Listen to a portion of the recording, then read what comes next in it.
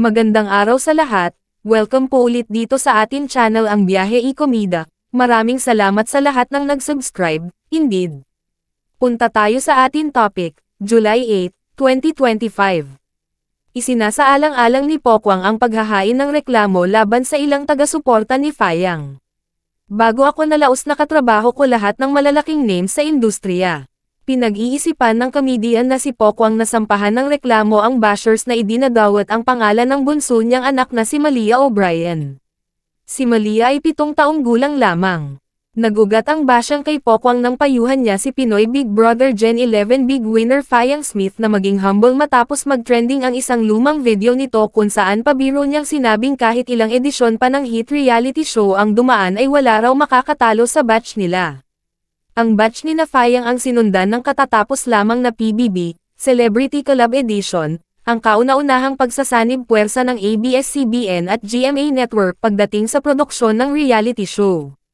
Komento ni Pokwang, published as is, "My God, iha 21 years na ako sa showbiz at ang sekreto be humble, iha yan muna ang pag-aralan na kailang PBB season na ang nasaksihan ko pero iilan na lang silang active sa showbiz so iha please wag muna magyabang bad yan."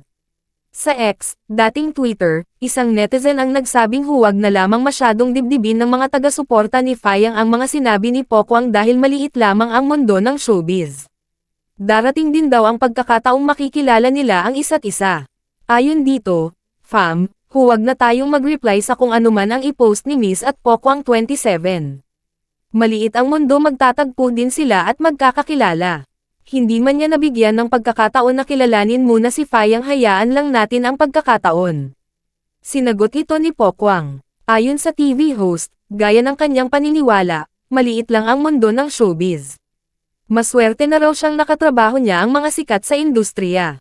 Saad niya, yes, kagaya ng makatrabaho ko sila Nadine, Liza Soberano, Sandra Park, Kim Chu, Melay, di ko malilimutan yun, kasama sila Marian Rivera, Vilma Santos, Eddie Garcia, Tatay Dolphy, Gloria Romero. May chance, sabi niyo nga maliit ang mundo. Tama, buti na lang bago ako nalaos nakatrabaho ko lahat ng malalaking names sa industriya. With John Lloyd, Aga, Claudine Barreto, Bossing Vic pa at Juday, sarap malaos kapag ganyan mga naka-work mo.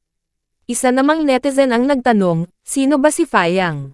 Tugon ni Pokwang, si Fayang ay isang personalidad na maraming nagmamahal na fans at dumating na sa puntong pati ang anak niyang bata ay dinamay. Na-screenshot na din daw niya ang mga mensahe nila para sa gagawin niyang susunod na hakbang. Dagdag niya, siya yung may mga fans na nagmamahal ng sobra to the point pati si Malia na anak ko wish nila ng di maganda. Na-screenshot ko na para kasuhan. Hindi na makita sa thread ng post ni Pokwang ang mga mensahe patungkol sa anak na si Malia. Patuloy na bisitahin ang website ng pep.ph para sa mga bagong kaganapan sa showbiz. At yan ang atin latest showbiz chika update for today, huwag kalimutan mag-subscribe. Click the notification bell for more showbiz chika updates, like and share the video at suportahan po ang atin Facebook page. Maraming salamat sa lahat ng nag-subscribe, indeed. Magandang buhay sa lahat, adios.